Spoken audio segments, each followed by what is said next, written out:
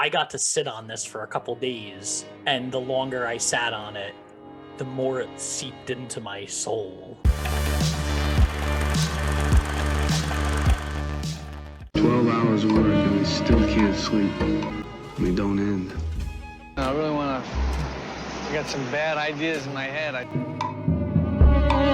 It's showtime.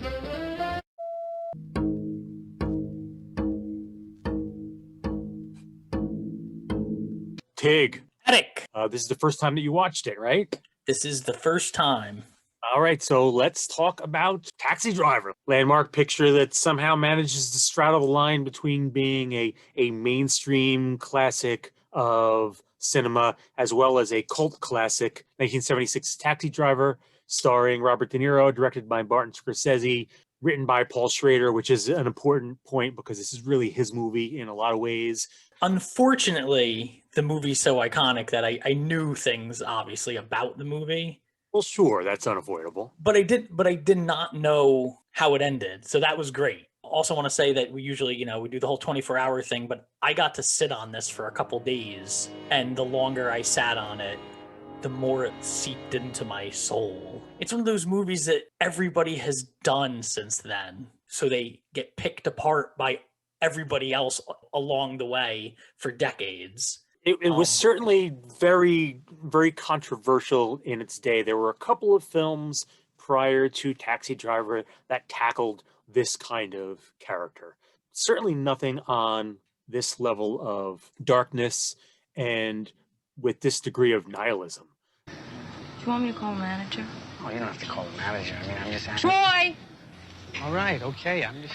Because I think that's kind of one of the striking aspects of this picture is that it's incredibly nihilistic. We call him Doughboy because he'll do anything for a buck. So how's it hanging?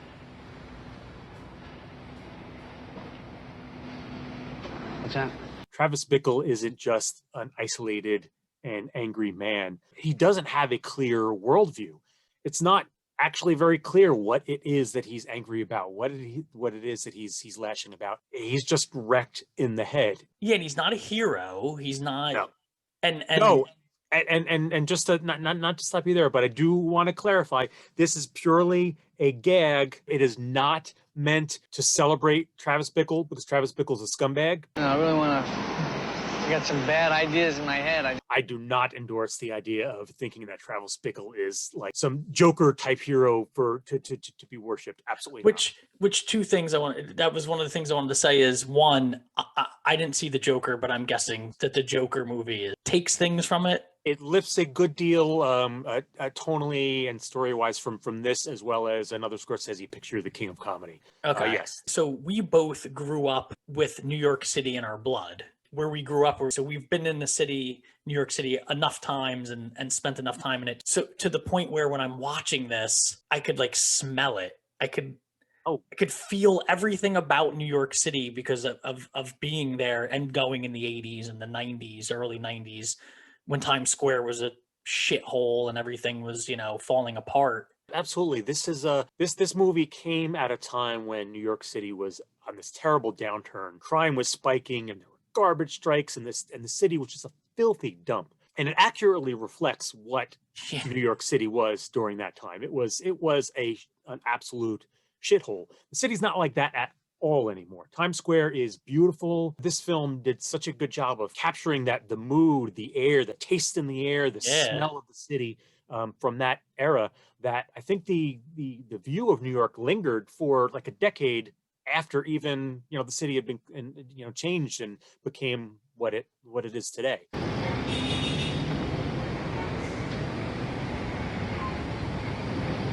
So I was disappointed with the ending. Spoiler alert for anyone that hasn't watched it. He should have died. The ending makes it come off like he's kind of a hero.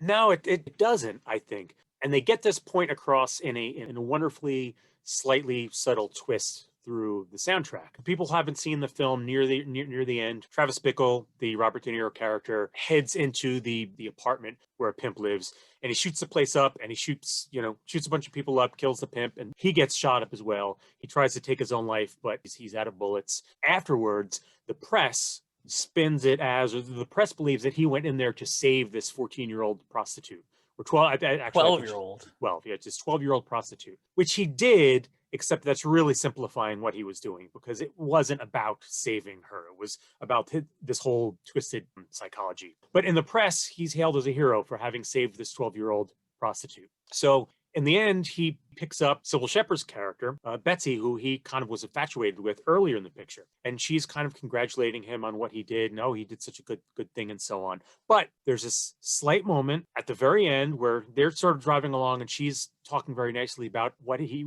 went on to do. He looks up in the rearview mirror and there's this sort of wild light in his eyes. The soundtrack, the score, Bernard Herrmann's last score, incidentally, one of the great all-time composers. This is the last one he did before he died. There's this sudden reverse saxophone note that suggests to you, oh, he's still twisted in the head. And so the movie's kind of telling you at the very end, he wasn't a hero. There's still a monster lurking inside this guy and just waiting for another opportunity to come out. Because of course, throughout the whole movie, he's looking for an excuse to do what he did. I mean, I don't even know what the fuck you're talking about. I don't know. Maybe I don't know either. You know, in the beginning, you don't really know. I mean, until he starts sitting outside the campaign headquarters, kind of watching Sybil Shepherd. What taxi driver? That one, the one that's sitting there. How long has he been there? I don't know. And then he goes in there and it's real creepy how he hits on her. But for some reason, Sybil is attracted to him or at least going to give him a shot. Yeah, she's intrigued by him. Right. Until he brings her to a porno in Times Square on a date and is confused by why that's weird. Movie that a lot of couples come to. All kinds of couples go here. Sure about that? He's not just awkward. He literally doesn't even understand. When he first hits on Sybil Shepherd, he's very manipulative. I think you're a lonely person. I drive by this place a lot and I see you here. And you can see through his language and the things that he's saying, he's trying to separate her from the other people around her. All these people are against you and you don't belong among these people and so on. I think that's what he's subconsciously attempting to do, taking her to the porno theater, is to isolate her from society in the same way that he's isolated from society and to kind of drag her into his world. He has to degrade her in order to make her the kind of lesser person that he feels inside as well. Loneliness has followed me my whole life, everywhere. He's not thinking it through. This is just sort of an instinct for him. Right. He does it with Jodie Foster's character exactly the same way. He handles her the same way. Like, what are you doing here? Why are you doing that? Why are you hanging out with these? Even though he's justifiably right with Jodie Foster's character. Well, that's all right. I'm going to get you out of here. So we better make it or Sport will get mad. I don't want to make it. Who's Sport? His approach with Iris is basically the same as Sport's approach with Iris. You know, telling her that she's special and only he can protect her. And, you know, it's us against the world, baby kind of thing. Right. Baby, I never wanted you to like what you're doing. If you ever liked what you were doing, you wouldn't be my woman. Which, you know, obviously is super creepy coming from Sport because he's a pimp and he has that whole dance dialogue with her that's just really just oozes creep.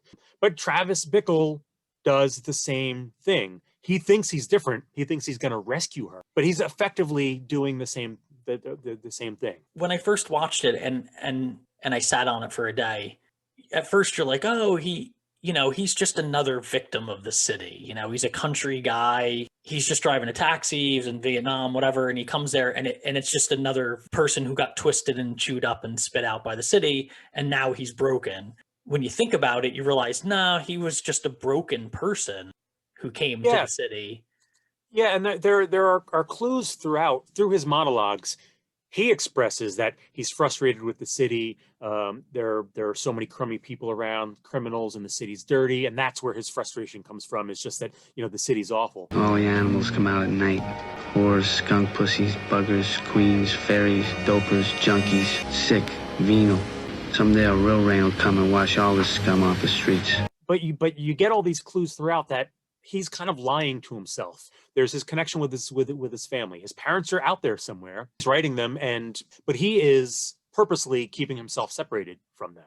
Before they're going into the porno theater, he very proudly tells Betsy, like, I'm not into music and I'm not into movies and I'm not into things that are like the things that other people are into. He's not Yeah, into like he's not in popular- anything. Well, I don't follow music too much, but I would really like to. I really would.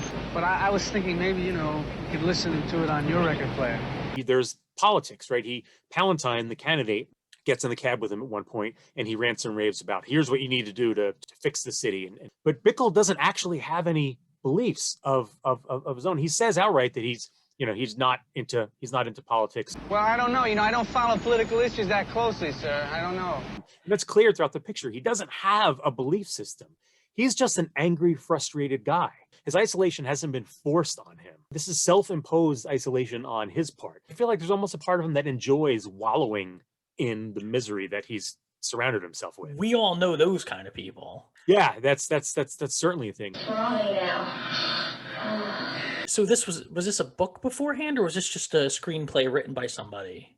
No, this is a screenplay by Paul Schrader, who's a great screenwriter. He's written a number of films over the years. He wrote it during a time when he was in the throes of alcoholism and addiction. This was just him just like pouring out his inner self. He doesn't say that proudly, but even Scorsese himself says that over the years, he wishes that Paul Schrader had gotten more of his due for this movie, because Scorsese says, and this is a paraphrase, but it's pretty close to an exact quote, this is really Paul Schrader's movie. Scorsese himself, of course, is in it. Yeah, he's in the taxi. He's in that. That's such a heartbreaking scene. Like that speech in particular, with Scorsese in the back of the taxi. You know, he's an upset husband whose wife is cheating on him in an apartment upstairs. And just the stuff that he says, it's real difficult stuff to listen to. I'm gonna kill her. I'm gonna kill her with a 44 Magnum pistol. Did you ever see what a 44 Magnum pistol would do to a woman's face? I mean, it would fucking destroy it. After watching it, you kind of feel like you need a shower. Like when he decides to go after Palantine, why is he doing it? It makes no sense at all for why he would. The only reason I could even think of is it was some way of lashing out at Sybil. Yeah, absolutely. I mean, this was just him. He's looking for an excuse to make a statement and for it to be a violent statement. He wants a reason, and he wants a reason that he could also justify him to himself, because he's lying to himself throughout all this. That's what the whole Iris thing was all about. He's not actually concerned for this young girl. You're a young girl. You should be at home now. You should be dressed up. You should be going out with boys. You should be going to school. You know, that kind of stuff. You could pick him up and put his character in any town, in a rich neighborhood, fancy neighborhood where there's no crime, and his dialogue would be the same. Look at this corrupt town, followed by, all working off money and nobody cares and everybody's fake. It's like you can hear all the dialogue that he would be saying. It would be the same. I agree. I agree 100%. And in that same situation, he would look for a reason to lash out. I'm trying you. I mean, this guy is, he's a mass shooter. Now, in this movie, he happened to shoot some dirtbags who arguably deserved it, quote unquote, deserved it. But that doesn't change what he is. Yeah, absolutely. Yeah, I agree 100%. And then you get to that climactic scene, just this orgy of blood where he's shooting fingers off, and there's all these murders. And then the most harrowing part is the police arriving, and he's there, and he's bloodied, holding his wounds, and it's like, oh man, like it's just That was probably my favorite shot, the overhead shot. That was such an awesome shot. Cost them a lot of money to do, and they basically like had to wreck an abandoned apartment building. I would imagine. You look at that shot and you're like, well, how did they pull that off? It wasn't a set. They actually filmed that in an old apartment, and sure enough, they had to chop the ceiling out and create this track in the ceiling in order to get that shot. It's magnificent. That's what I assumed. Like it must have been because with the equipment they had then, they didn't have small stuff, so they had to probably chop the tops of the doorways out and everything. Yeah, when they were going through the doorways. Yeah, you can hear, you hear everything going on as it's panning away from the room and everything, and the crying and. Yeah, and I thought those were all really important details too, like the crying and the misery involved in what he did, despite the fact that there are people who kind of glorify Travis Bickle and look at him as sort of a counterculture hero. The movie is making very clear, no, like this was a massacre, and not like this violence resulted in misery. This violence did not result in good things, even if Sport was a pimp and so on. Like this is horrible. All these lives just got wrecked. You can't even assume that Iris, just because she got out of that situation and she went home, doesn't mean that you fixed her. No, certainly not. If anything, who's to say to what extent that he traumatized her even further? One of the things that makes this movie so potent is that it's such a rich character study of this very specific kind of person, this kind of angry, isolated guy who just stews in his own bile. And I think a lot of that is just his own internalized self-loathing that he's, again, like sort of projecting out. If people want a little more in-depth discussion on Taxi Driver, it's actually the longest chapter in my book, The Films of Martin Scorsese, Gangsters, Greed, and Guilt, where I spent a lot of time dissecting Travis Bickle's character and so on and so forth. So check it out. It's available in hardcover and digital on book sites all over the place and bookstores and, all that stuff. So this week, Eric, we have a special guest that will be on to discuss this movie that me and that special guest discussed to give you from the 1980s, Flight of the Navigator. What time did you enter the woods? Around 8 o'clock. Then what happened? I have been sent from Phelan to borrow samples of life from different galaxies for study. On this planet, I chose you. Dude. Flight of the Navigator. You come back here, we talk about navigating flight. Leave a comment down below. Let us know what you think of the crazy Mohawk guy who kills people in the city. And we will pick one winner from the comments who will win a yellow cab and license in New York City. You will be a cab driver in Manhattan. You get a Congratulations. Yep. Go to Patreon, Nerd Out with me. Thanks for hanging out at the movie club.